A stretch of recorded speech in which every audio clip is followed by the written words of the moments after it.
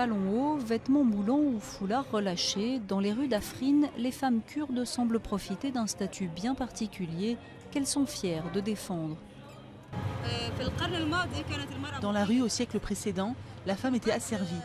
Mais c'est grâce aux idées modernes et réformistes d'Abdallah Öcalan que la femme a été libérée. C'est lui qui a libéré la femme à Afrin. Abdallah Öcalan est le chef et fondateur du PKK, le Parti des travailleurs du Kurdistan.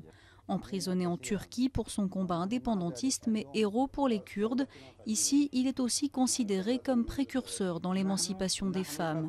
Elles ont notamment une place importante en politique, comme dans le conseil local de la ville.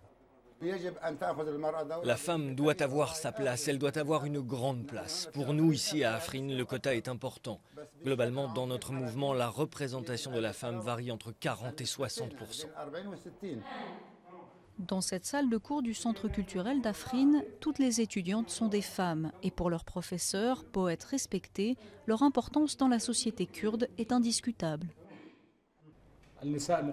Les femmes sont sacrées pour nous. Nous prenons en compte leur avis. Elles nous apprennent beaucoup de choses et nous leur en apprenons d'autres.